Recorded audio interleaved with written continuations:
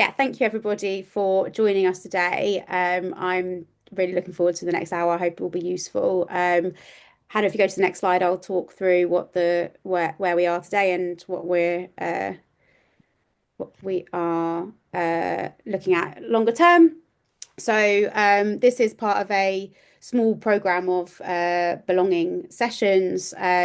Today we're talking about staff culture and pupil experience, and it's me, Hannah, and Zahara that are here today. We'll do a little introduction in a moment, but just for your information, this is part of a slightly longer program. We'll be doing a more in-depth conversation on measuring belonging within your trusts in early July. So I think everybody who has signed up to this one will be invited automatically to that one.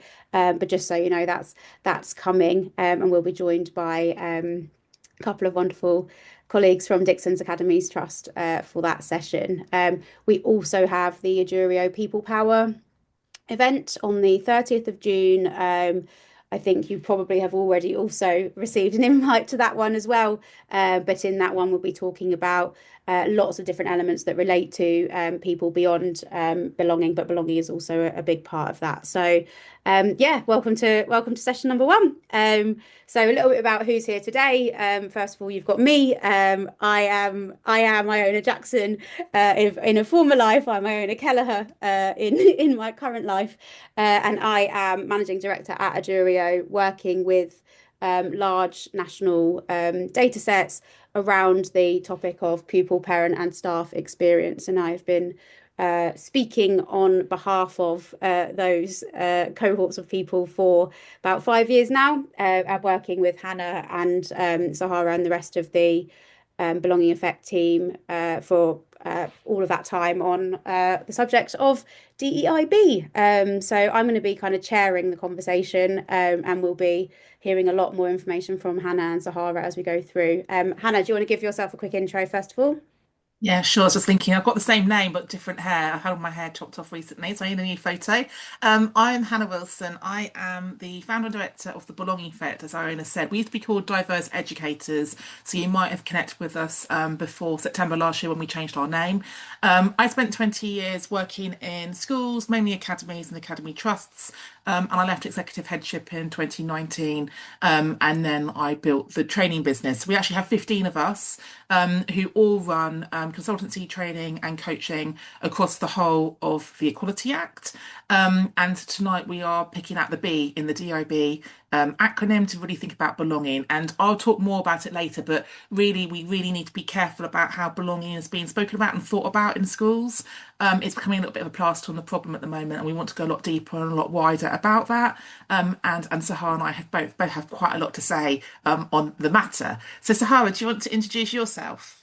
Sure. Hi everybody. My name is Zahara. I'm a Belonging Effect associate, and I was previously a Diverse Educators associate. So I've been working with Hannah as an associate to deliver DEIB training for a few years now. I think Hannah. It's been a little while, and also developed some of the amazing toolkits on the DEI website, the Belonging one as well, which is available on the Belonging Effect website. My background is in mainstream education, where I have led on diversity and inclusion, English, and I was also on senior leadership.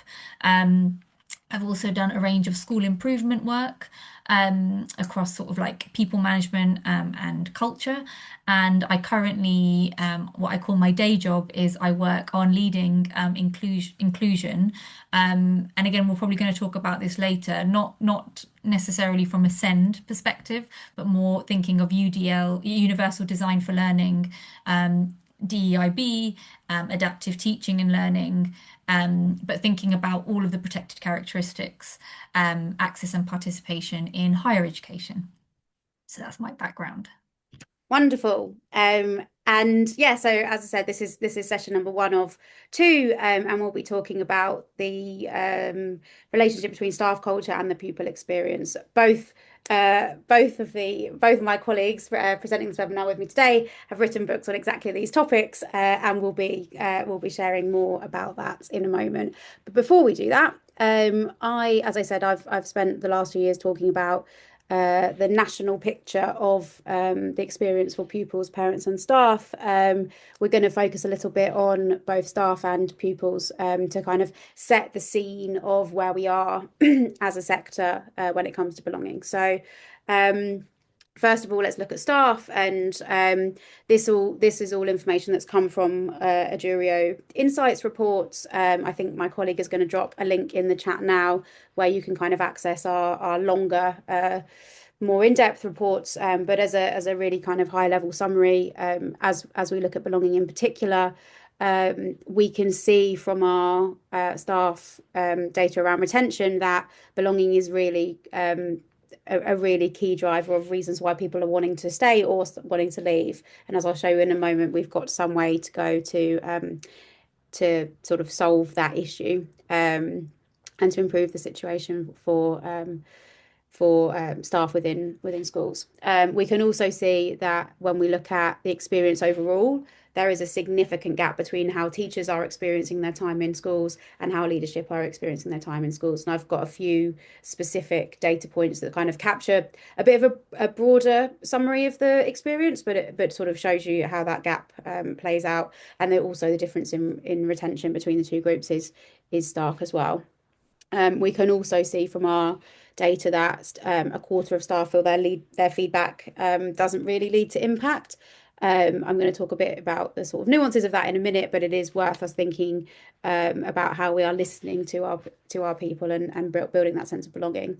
And the last point, which I don't actually have a graph to show you, but I think it is worth noting. A lot of our work in the Jurio surveys is around kind of the relationship with the school, but we also look at the relationship with the trust more broadly. And there is again, a big difference between leadership and teaching staff on how connected to the wider trust they feel, but only 31% feel that they are well connected with the wider trust. So if we look beyond the school building, the challenge is kind of even greater for building a sense of belonging across all of these different locations. So if we look at some of that data, the first one, so this is a zoomed in version of a larger graph, which I'm going to show you in just a sec. These are the reasons why people who are thinking about leaving their post are thinking about leaving their post. And the number one reason for the last 2 years has been that they feel undervalued.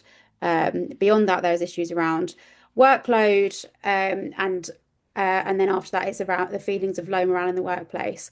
It's only the fifth one on the list where we start looking at pupil behaviour and things which are not related to kind of the overall staff experience and things which are, if you're an HR leader, you kind of have some direct responsibility around.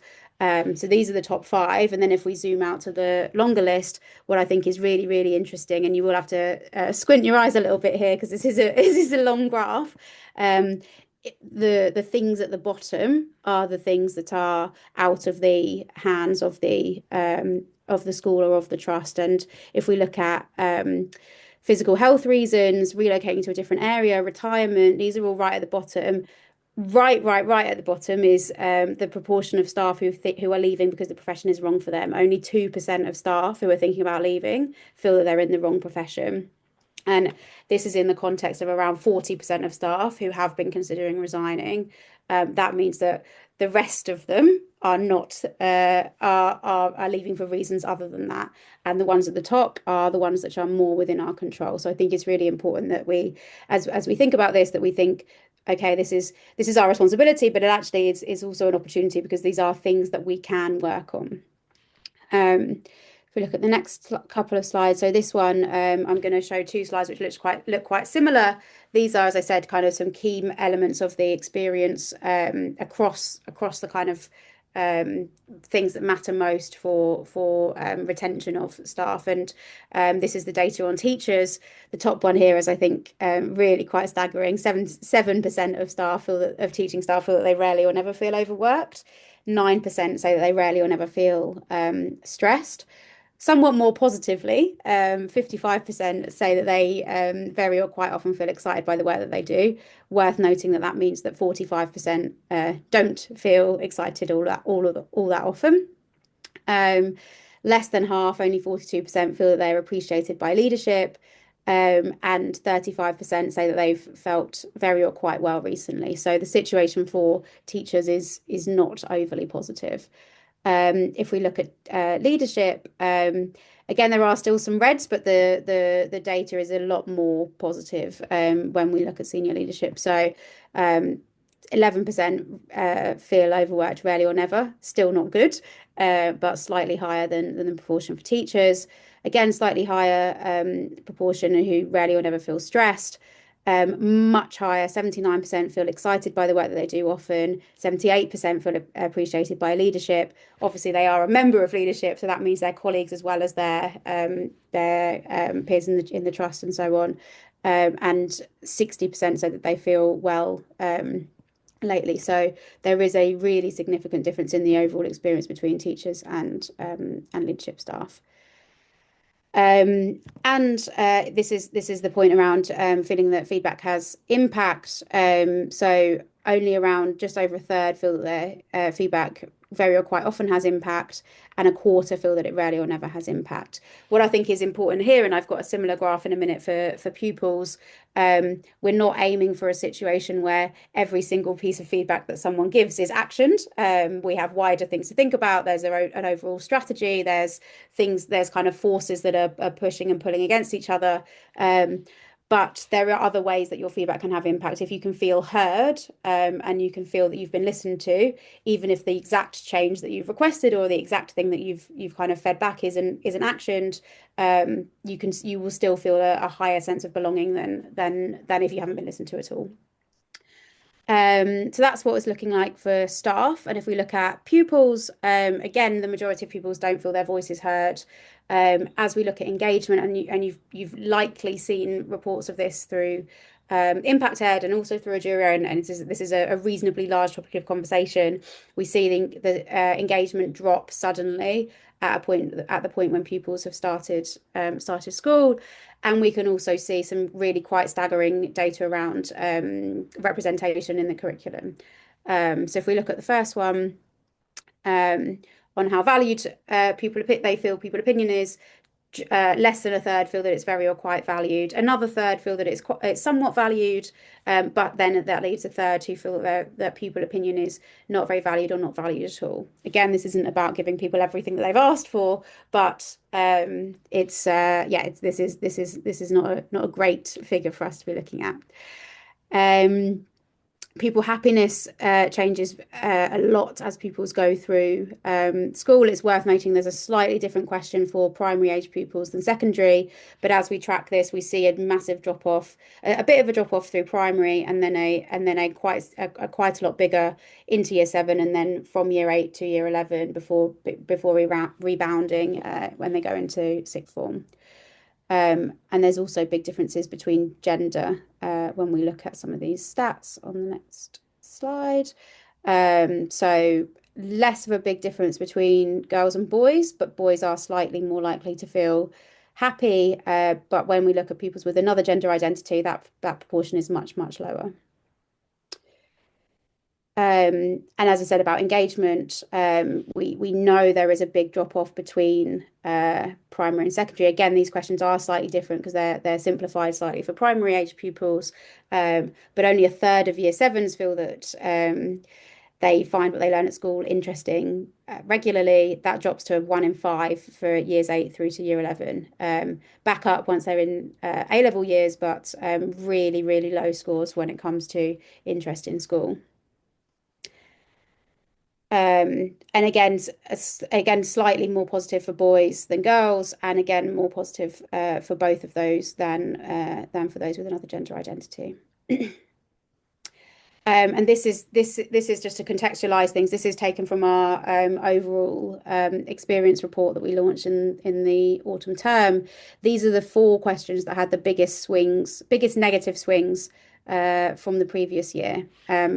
Not huge swings for most questions. For 3 of the 4, only 2 percentage points less positive than last year. But the one that had the biggest negative swing is how often do you learn about people like you in class with a similar background or identity? It dropped from an already not very impressive 20% of pupils feeling that they regularly learn about people like them, down down to just 16% last year. So that's a kind of quick whistle stop through some of the key data. If you've heard me speak before, you'll hear me say that my job is to come and talk about the problems and set the scene of how challenging things are, and then to hand over to somebody to tell us how to fix it, which I'm going to do now. Hannah, how do we fix this? So you bring the problems and we'll try and bring the solutions. And thank you. Like as an English teacher, I'm all about people, relationships, and stories. And I know how important the data is to influence people to understand why this work is important. So the work you and the team do, Iona, is brilliant. And we leverage the data regularly. So we're not here to plug our books, but I did write a book in January, and it's one of the really small practical ones in the Little Guide for Teachers series. I got asked to write it about 2.5 years ago, and I've been a bit busy running the business, and I then was kicking myself that everyone's talking about belonging. But it came out in January, and it's got 5 sections in it about the idea of cultivating belonging in schools. I have been told it's transferable to any education setting and beyond, but it does get you thinking about the things we might perhaps take for granted or assume, and also moving into like making things explicit that are sometimes implicit within our settings. So some of the key threads I'm gonna whistle through. I've only got 10 minutes, so I'm not going to do a deep dive into the book. It's thinking about how we are training all of our stakeholders and building that efficacy and that muscle memory within the institution. I call it the 3 Cs. I'll mention that more in a moment. Thinking about how we're creating safety for all, psychological safety specifically. That's a bit of a buzzword at the moment, but we think about safeguarding so much in schools, but we need to think about psychological safety for people in those different spaces. So, i.e., who gets to speak up, who gets to have voice. Going back to Iona's point, sometimes people feel like their voice doesn't matter because of their role or their identity. Our mantra at the Belonging Effect is shaping attention into impact. And when we rebranded back in September, we updated like how we talked about ourselves because our team got quite frustrated that there's lots of activity and a lot of people sort of like with good intent, but are we actually seeing the impact? And that's why we all come to work, isn't it? To have impact on our young people, on our staffs, and making sure we've got that connection between intention and impact. Thinking about what belonging means for all. So I get asked to do keynotes on belonging regularly, and I always ask who's in the room, and I'm always a little bit disappointed to find out I've only got the teachers and the leaders. So what about the support staff? Making sure that all of our adults feel that sense of belonging. We also get asked to do a lot of work for the pupils, and I often push back on that and say, well, what about your staff? Because we need to think about your staff's level of belonging in order to then think about your pupils' level of belonging. We're going to think about the idea of belonging being a cyclical process and not a linear journey. I think people think they can do A to Z and it's done, and it's much more complex than that. I'm going to revisit Maslow's hierarchy with you, get you just to think about the Equality Act and all 9 protected characteristics, and then our mantra also is about being proactive rather than reactive, and thinking about how we're planning ahead. I've actually had 3 calls today with 3 CPOs, and we're looking at their 3 to 5 year plan for DEIB. So really thinking about how this becomes part of the strategic intent. So if you are delivering or thinking about delivering, or you've got an ongoing program when it comes to upskilling the adults within your setting, when it comes to EDI or DEIB, and we use the acronym DEIB, I'd ask you to think about the different layers in which you are developing them. We call it the 3 Cs. So consciousness being that awareness of self and awareness of others. That we are a diverse country. We're becoming more diverse as a country. Our profession doesn't always reflect that. We have more diversity in our pupil body than we do in our staff body. But I think there's often also assumptions about different identity groups that we actually need to break through. So as someone who identifies as being a heterosexual, cisgender, white woman, I've done a lot of work on who I am and how I show up in this conversation. And I'm really conscious of being a white woman in this space specifically. So we have to do that work. We call it looking in the mirror before you look out the window, and building up the self-awareness. The second C being confidence. I think one of the biggest barriers to this work is the lack of confidence. The lack of confidence when it comes to the jargon and the acronyms and the buzzwords.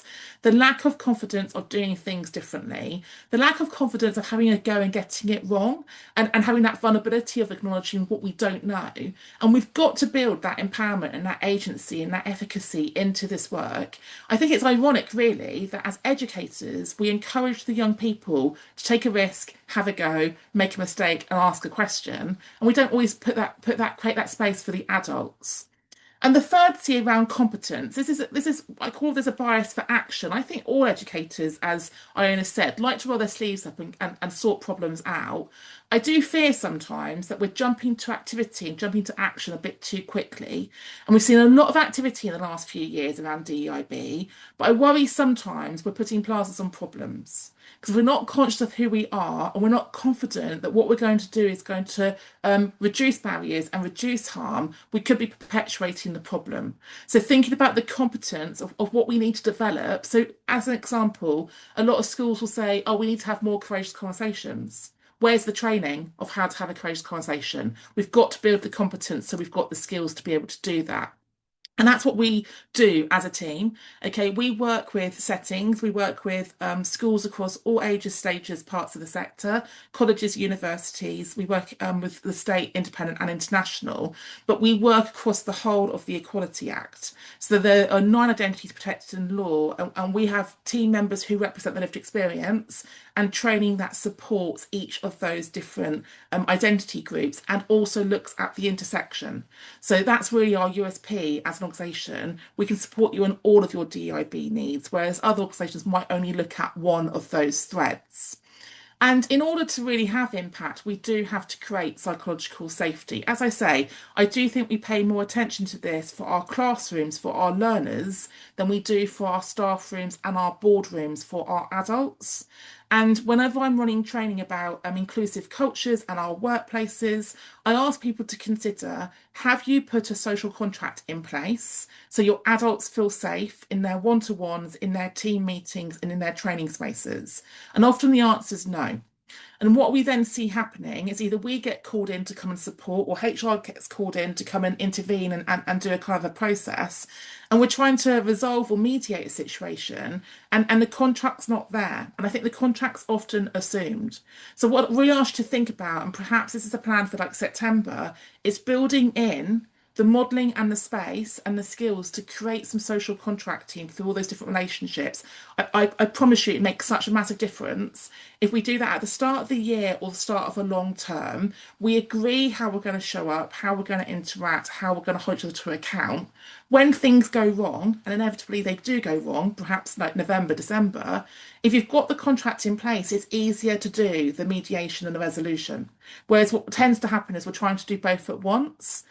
My other thing around safe spaces is I'd ask you all to consider and to challenge when you hear people say, oh, we've got an open door policy in our school, college or trust. What does that really tell you about psychological safety? That by saying I've got an open door policy and anyone can come and see me at any point, that's great. My question would be, who comes over your threshold to come and give you feedback? Because certain identity types will. I would have been the person who would. But lots of my colleagues would never come over and bang on the door of the head teacher to come give some feedback. So we have to think about some diversity in how we capture staff feedback and how an introverted person or a neurodivergent person might want a different mechanism for giving that feedback as well.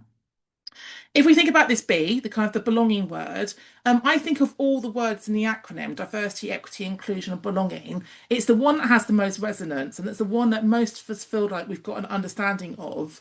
And that's great, but it's also problematic because we still need to define it. We still need to explain and think about and articulate what does belonging actually mean, look like, and feel like. And we can't assume that because I belong, you belong. And what I need to belong is what you need to belong. So there needs to be a conversation there. And that's where the staff and student voice can really, really help. So I ask that question regularly, whatever stakeholder group I'm working with. I ask them to think about what does it mean to you to belong? And this isn't a hierarchical list, but these are the 10 answers I get consistently. And there'd be a different hierarchy for each one of us on the call right now about what really matters to you. The idea of visibility visibility and being seen, whether that's being seen in the school or seen in the staff room or seen in the curriculum. The idea of the voice mattering, feeling heard. I'm giving feedback, but is anyone actually listening to my feedback? I'm in the meeting. Does it matter I'm in the meeting? Feeling included, like actively included, not assumed inclusion. And the list kind of goes on. And I think the ones that speak back to the staff feedback that Iona's just mentioned, like feeling valued, feeling trusted, they are coming up more and more as an indicator of whether or not people have a high sense of belonging. The two I want to just spotlight at the bottom there, feeling able to be authentic and feeling able to bring our whole selves. These two sometimes split the room. So I love Brene Brown. I love reading about, thinking about, talking about authenticity.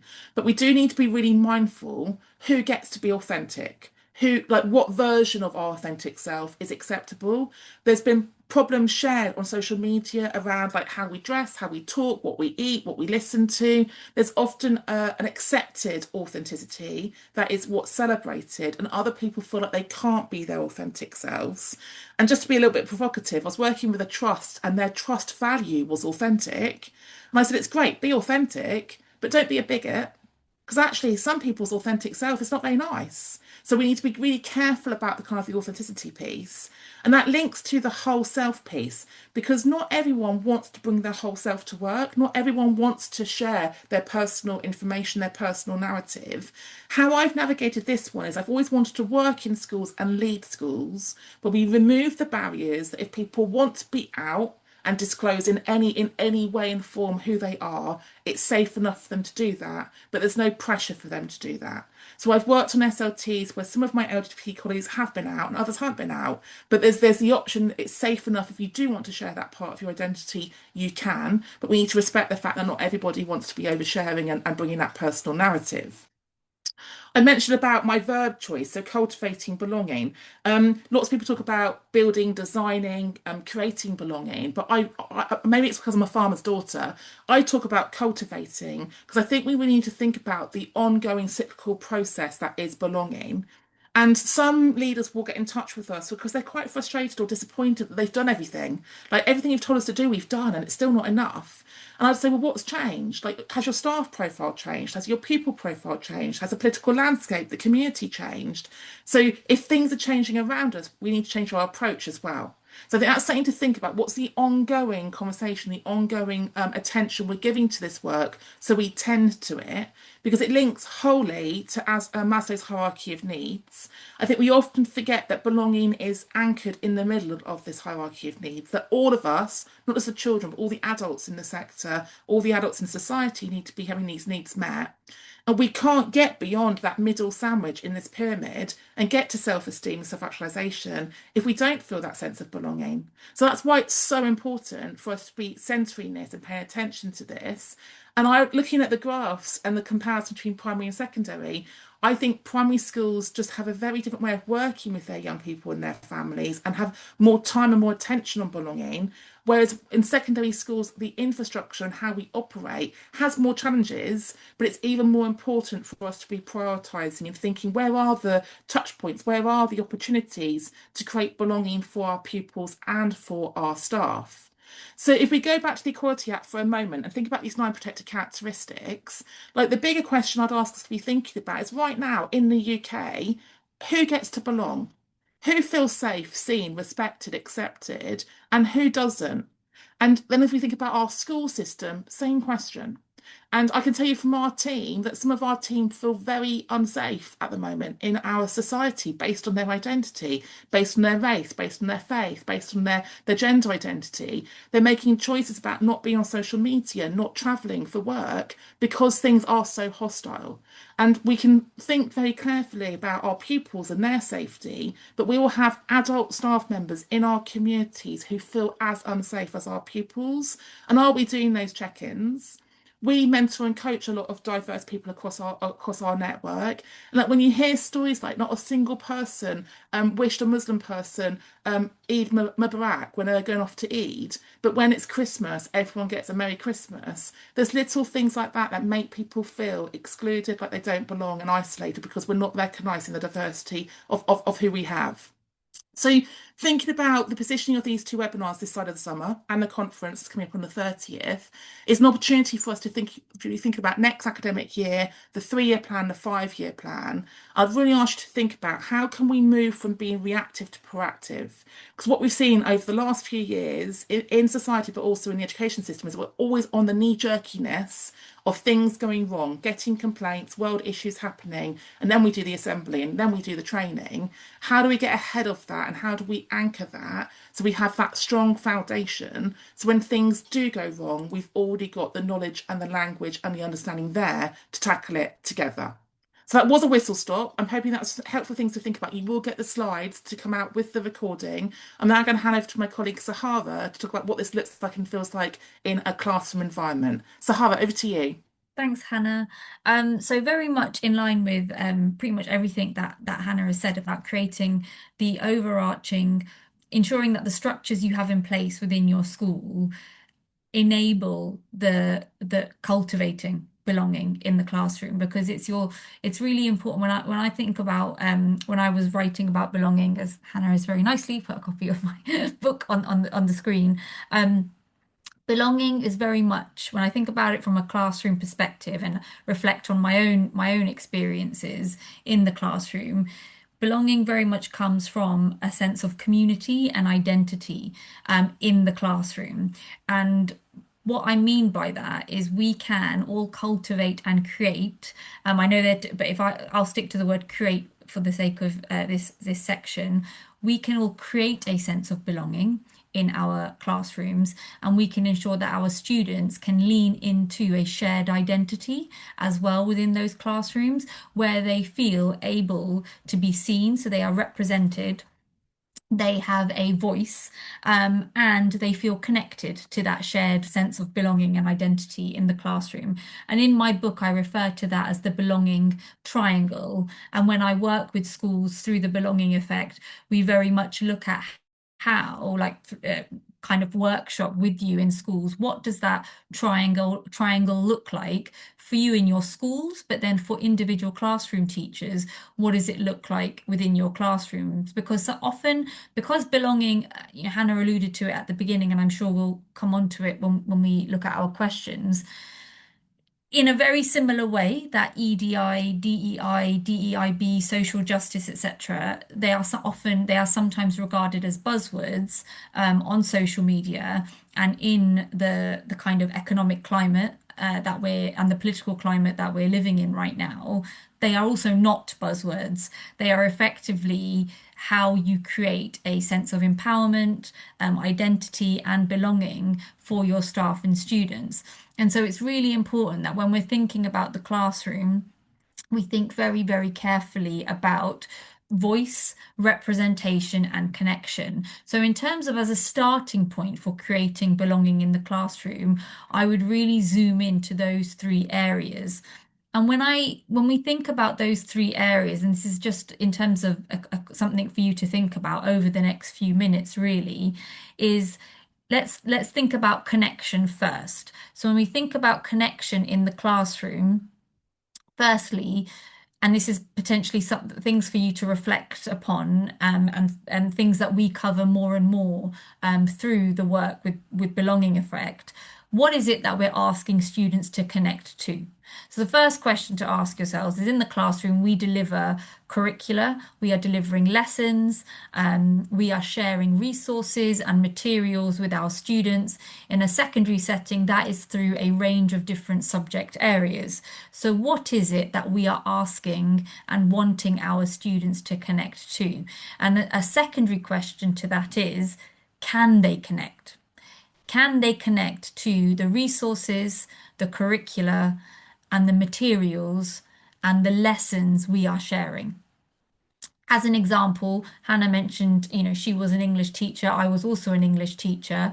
I remember as a head of department, particularly when Gove made several changes to our curriculums, we naively, I will say, created a module entitled Fathers of Literature. And it was the very first module year sevens would study on their transition from primary through to secondary, and it's centered around Chaucer and Shakespeare. We were very proud of this module and felt this is a great way for students to connect to English and English literature. What I failed to consider is, can my students actually connect to this material? Is teaching the elements of the Wives of Bath, Merchant of Venice, relevant and shared? Are there, have I even looked at, have we as a collective looked at the lessons and the materials and the modes of learning for our year 7 students in this example to be able to connect with our curricula? Looking back, I would argue we didn't. And instead, our students very much focused on getting a result and connecting with just memorizing the knowledge and seeing this as English literature. It has its pros and cons, but whether they could actually connect and feel that they belonged in our English classrooms is a whole other conversation entirely. And it really requires you to become the critical friend of your curricula. It almost requires you as in, because I know how much passion and how much and don't get me wrong, again, I've got a lot of respect for Shakespeare and Chaucer. It's not that I don't like those two, or I don't like them as authors. It's more a case of becoming a critical friend for the sake of our students' sense of connection and belonging. And going back to Iona's statistics at the very beginning and looking at that dip from year 6 to year 7 in terms of, do students feel connected? Do they enjoy? Are they interested in the curriculum? These are really uncomfortable, jarring, but critically important questions that we ask ourselves about the core material we deliver in our classrooms, which then enables a sense of belonging. So perhaps a fully loaded reflection for you to think about, but something that can really be valuable. From that, then, it's really important to think about voice and representation. So when we start thinking about what is it that our students can and do connect to within our classrooms, we can bring it into voice. And when we think of voice, we can very much think of, do our students feel empowered to share their voice? Do they feel able to share their distinct and diverse lived experiences? Is there an appreciation of cognitive diversity and cognitive dissonance? So can our students, through their voice, disagree and agree with one another? Can they disagree with you as the teacher? Have you created that sense of trust and belonging that they can challenge you? Is that challenge welcome? If we think of the diversity within our classrooms now, not just in terms of protected characteristics, but also just in terms of thought and social media algorithms and the information that all students are consuming, is there a shared sense of voice? And this is again something critical that we cover in our consultancy work, in our support with you, and it is all tailored to your school settings, your trust settings, and your individual contexts. And that then brings us to representation. And the reason why I look at representation last is because we often start with representation. We often start with, let's diversify our reading lists. Let's almost, to put it quite cynically, look at our curriculum through a tick box. Have I got LGBTQ plus voices? Have I got all faiths represented? Have I looked at gender? Have I looked at age, like a diversity of age within our curriculum? If you flip that on its head and actually spend more time thinking around connection and voice, it then actually makes representation a little bit easier. So that's just a starting point in terms of creating belonging in the classroom, where you can look at the belonging triangle of connection, voice, and representation, things that we dive more deeply into in our training and development with your trusts. Align it, almost look at it as like, I'm a big lover of systems theory. I talk a lot about systems theory in my book, bringing in the values, all of the elements of cultivating belonging that Hannah spoke about before, and how that then is projected in the classroom. Because ultimately, we want our students to connect with your entire trust and your schools, but we often know that students will recall their favorite experiences in the classroom with their teachers. And so it's that sense, everything for me is rooted in that sort of second home, that microcosm of the world that they will encounter as they go out into the world. So it's really important that we almost flip that triangle upside down and think that last point is the classroom.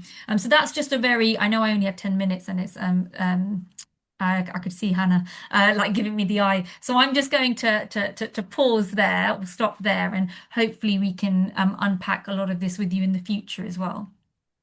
Thank you, Zahara. And I know that I went over on my section. I'm not sure if either of you two did. So we're welcome to blame me entirely for the fact that I truncated the question section. But yeah, thank you both for sharing those. Have a few questions that we already had through before, so we can start with those. But yeah, if you have any questions for me or Hannah or Zahara, do add them into the chat, and we'll either answer them in the next 19 minutes, or we'll gather up anything that we don't cover and we can send these as follow-ups afterwards. So Hannah, do you have the next slide with the did you removed it, that's fine. So oh, it's here. So yes, these are some of our pre-prepared questions, but we'll dive through, and yeah, we can tackle as many as we can.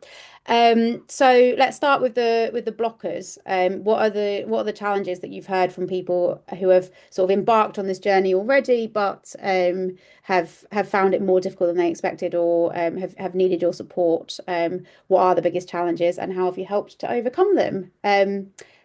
I don't know who's the right person to start with this response, so I'll leave it to you two to pick. Sahara, do you want to go first? I was going to ask you to go first, but I can go. I'll go first. That's fine. I'm linking this one to recruitment and retention, and we have been in a recruitment crisis for a very long time. When it comes to our profession, recruiting anybody into the profession, let alone diverse people into the profession.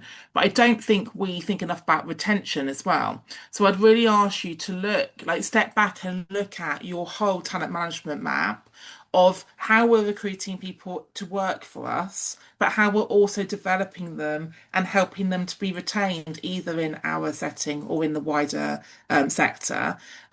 Because I just think sometimes there's missed opportunities to find out a bit more. So we do a lot of work supporting around inclusive recruitment, and we often get asked to help a little bit too late. And what I mean by that, if the advert's already out or it's about to close and you haven't got diverse candidates, we can't really help at that stage. We could have helped 6 months before that, when you were thinking about the kind of the job you were going to put out there, how you're going to position it, where you're going to advertise it, how you're going to long list, shortlist. So we have to think with a longer time kind of goal around recruitment, and similarly around retention. We support a lot of people in their leadership progression, their journeys. And when we look at who we lose from the sector and when and where we lose them, there's some really strong storytelling there. Like, we lose our global majority educators, particularly our black men, at middle leadership, because they're hitting their heads against those ceilings about getting onto SLT. So then they leave and they vote with their feet. Whereas women, more white women than women of colour, often get trapped at deputy headship. So if we know that, if we know we have like very stark data about progression, what are we doing to reverse that or to remove those barriers? So back, if you've been in the sector for a while like we have, back when the DfE used to put funding out, the Equality and Diversity grants, I was working at some of the big MATs then when we were running programs specifically around supporting groups who are underrepresented to progress. The funding's gone, but some of our MAT clients are still working with us on that. So we've worked with one MAT up in Manchester for 3 years, and we're already impacting the data of who is joining SLT. Some of the men of colour on that programme got a job on SLT before they even finished the programme. So that you can be really, really targeted around how you're developing people, but how you're also shifting that data. And the other thing I'll bring into that question is also around governance and trustees. We do a lot of work around helping settings diversify who sits at the table in those volunteer capacities, and thinking again about how and where and when you are advertising and recruiting, and really consciously thinking about that representation of the staff and student body and the wider community to make sure that the stakeholders who are sitting there also reflect those identities as well. So that's my take on it. Zahara, do you want to add anything? Yeah, I know. For me, it's also in terms of one of the biggest challenges. I always got turned to systems theory because all of your systems, governance and leadership and recruitment being one of them, needs to speak to all of the other systems that and the structures working within the school. And so, to this question, one of the biggest challenges that's been shared with me is a teacher's ability to have difficult conversations with students. So, whilst we may be recruiting and we may be promoting and supporting staff within schools, which looks great, like it's important work to do, in terms of sustaining that, it's almost how is that being sustained then in your corridors, in your parent teacher conferences, in your classrooms? And often for students and for staff, that comes with voice. So can they have challenging conversations? Can they, as I mentioned before, cognitive dissonance? Are we teaching not students, but are we ensuring that the CPD that we are delivering to staff is empowering them and enabling them to create a sense of belonging and to cultivate belonging? Because again, belonging can turn into a word. Like it means it's such a fully loaded concept. It's not a word. To me, it's a concept. It's a range of threads that come together to then create what is often an intangible feeling and sense, but a good intangible feeling and sense. It's also not something that's consistent. We'll be lulled into a false sense of security to think that we are going to belong to a school every single day. And that's where again, I think this goes more into question three, but that's where identity and community are really important. So for me, one of the biggest challenges has been staff saying, and head teachers in particular saying, the conversations happening in the classroom, in the staff room, with parents are difficult, or the wrong things have been said. There's been miscommunication, chat is being shut down, not necessarily about, for example, just race or religion, but sometimes even social media, sometimes even just homework. So it's how are we ensuring that our CPD for staff development around relationships and relational practice is linked to your cultivating a culture and creating that culture of belonging across the school. So that's been the main challenge that's shared with me. And how, again, I've missed the latter half of that question, how I've helped to overcome it. Well, through Belonging Effect, we deliver training on how to have challenging and difficult and courageous conversations. There are toolkits, and it's not just a one-off training piece. It's something that can be it's almost like you do your umbrella piece, but then we have to do tailored consultancy work with individual groups, because also you want to meet your teachers where they're at. We don't want to I'm really conscious that and this is something that I've learned over the years, that people will come to DEIB belonging work at different stages in life with different lived experiences. No experience is wrong. We've all grown up within the environments, we've all developed in the ways that we have. How do we then ensure that all works together? So that's my Mm. answer to that question. Mm. And Iona, I'm wondering whether we link this to the question in the chat about staff voice, staff data, and how frequently we should be gathering the kind of the experience of our staff. I thought that might be an interesting segue, Iona. Yeah, so thank you, Sarah, in the chat. How often do we recommend schools carry out surveys so they can see the impact of actions they take? What's interesting is we at Aduro, we had kind of these big annual surveys. Let's understand kind of where we are as an overall picture, and sort of the idea with that was that you get your sort of sense of across the whole experience for pupils, or staff or parents, where are we looking, and then where can we intervene? And over time, we've sort of developed this sense that actually this really needs to be much more integrated into a wider system of listening and a wider culture of listening within the organisation. And I think that I'm managing director of a survey company, so I obviously have some bias towards thinking that surveys are useful, but I also think that they shouldn't be the only thing that we are looking at. So they can have some there might be some accessibility issues with a kind of long written survey. We want to make sure that we are capturing as much and as broad a voice as possible. Surveys are brilliant for getting a reasonably broad picture to a reasonably high standard reasonably quickly. But there's also some depth missing there, and there's also some groups that are harder to access than others. So I think to the specific question was how often should we be doing this? I think that surveying regularly is important because you know that over the course of a year there are pinch points and there are moments where um, the beginning of the year, we know that with pupil attendance, pupils who are absent within the first week are much more likely to go on to be absent regularly throughout the year than those who are there.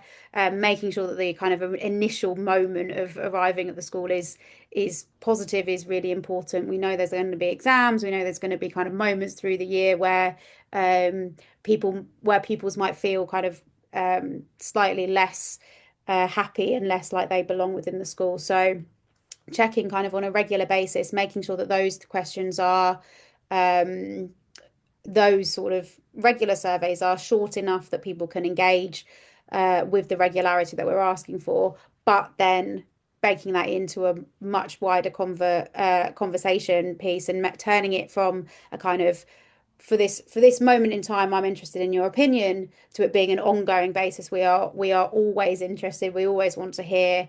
That's going to be sometimes through structured things, sometimes through unstructured things. The link that Mhm.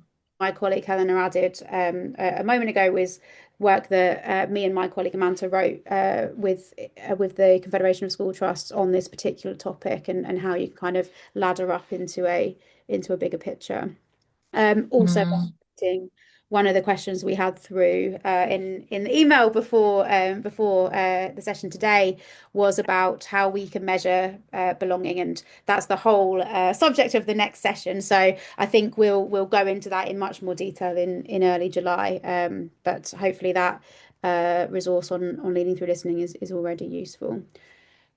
Um, if we move to the second question, I'm going to link this one in. So with exactly the question, the last question from Sarah, which Zahara you've already responded to in the chat, how schools work with families and other adults to create a sense of belonging in the world for children they teach. I think this speaks to the notion that we can't just be relying on one person stood at the front of a classroom Mm. to make a child feel like they belong. What are the wider systems that we should be thinking about beyond the school gates itself? I'll start with this one. I know Sarah who's putting questions in the chat. So I live in Bath, Sarah lives in Bristol, and we are involved in a diversity hub down here. So we catch up once a half term, and there's a group of us who are educators in the region. And we were online a couple of months ago with a black teacher, black senior leader from Bristol, who has created the most beautiful project for her community called Black Joy, the Black Joy Trail.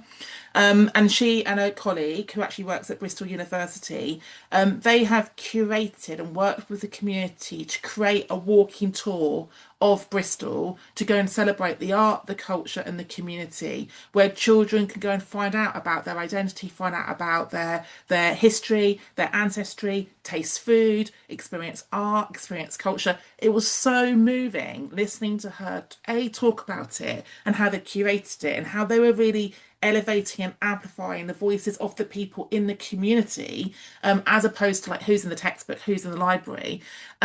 And we said, oh, can we do it as a group of adults? Like, actually, how wonderful would that be for the educators to reimagine and to revisit and to re-experience?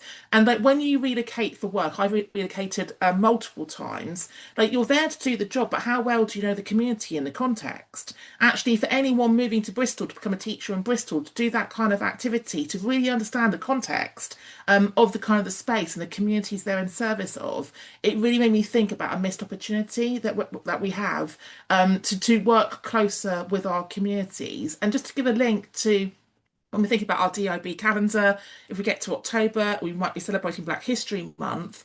Like, how often are we celebrating Black Americans who are dead, as opposed to Black people from our local community, from our region? So thinking about how we find those role models, and we do that whole if you can't see it, you can't be it. We actually are elevating and amplifying role models from our community. There's a bit of work to be done there in actually anchoring it in our regional kind of like context. Sahar, what's your take on it? What do you want to add about how we work with families and other adults? I think it's really important to go into the community. So there's a lot of work at the moment where it feels as if, particularly within the belonging space, particularly for minoritized communities, where we are working on communities as opposed to within them. And that is a Mm, really important um, distinction. Because as people who are looking to, as teachers and practitioners who are looking to improve and improve and empower minoritized communities in terms of what I'm talking about in this particular context, we can't be seen to correct or provide solutions. We need to empower parents and communities to do that with whatever support or enablement they need from us. So schools, some great practice I've seen from schools and from universities is that they literally go into the local communities. They will find the key touch points where parents, carers, stakeholders will be, whether that be at the local Sainsbury's, whether that be at the local shop, whether it be at a faith centre, and they will, as opposed to expecting parents to come into your space, they will go into those spaces. So, as an example, I know I'm in higher education right now, but I think this is a really good example, and I'll also give you one from schools that I've been at. We noticed that for our local students, so they weren't university aged students, they were younger children, the level of students, of young people getting vaccinations, of South Asian heritage children being vaccinated was low in our area. And it just so happened that our interfaith chaplain was an imam and headed up a local faith centre. So I worked with him to say, well, what can we do? Because it was a problem. It's a problem that's been identified. The local NHS surgery had come to us for support as a university. There is absolutely no point in us holding a get your vaccinations at a institution which wasn't necessarily trusted. You know, there's lots of cultural nuances to consider here. So instead, we invited well, the Imam did, like he invited loads of GP practitioners, health practitioners, academics from our university to his mosque after the prayer time. So we caught over 100 adults to go and learn more about vaccinations and healthcare screenings. And that work has continued where periodically across the year, he will host health checks at the mosque. So we working in the community as opposed to on the community. In a school, it was similar for World Hijab Day. A sixth former came up to me and said, Miss, I want to teach my friends about the hijab. And I was like, crack on, do what you want to do. And what they did was they brought in all of their hijabs to a classroom that they were comfortable with in the sixth form centre. They took control of all of the media, all of the sort of advertising, obviously with my support and endorsement, but very much led it and I let them lead it. I asked them what they needed from me. And it was one of the most beautiful occasions where students from across the school were trying on hijabs, walking around. And my role then was to address some of the what I would say was racism and discrimination that was coming through comms around that because it was treated through a deficit lens to say what is it that we're doing. So my role was to let the students do what they were doing well, but I then worked, I'm going to flip this word community on its head. I then, as the responsible adult, what I was accountable for was to ensure their event, their drive to create that sense of community and belonging for them and for their fellow students wasn't impacted by the deficit narrative that was coming through. If that so that that's how I would we need to go into communities and empower children and families to curate their own senses of belonging, really. And it's very achievable. It's 5 o'clock, I've just realised. It is 5 o'clock. But yeah, thank you. That was, yeah, from both of you, that was really really useful.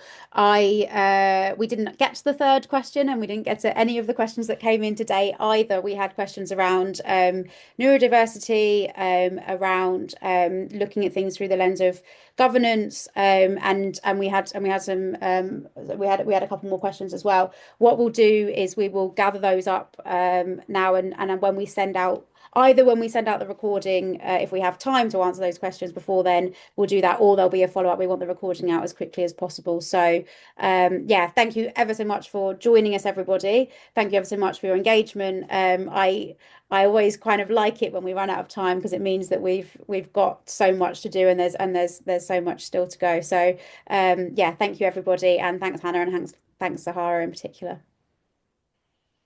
Thank you. Thanks for joining us, everyone. Take care. We'll be in touch.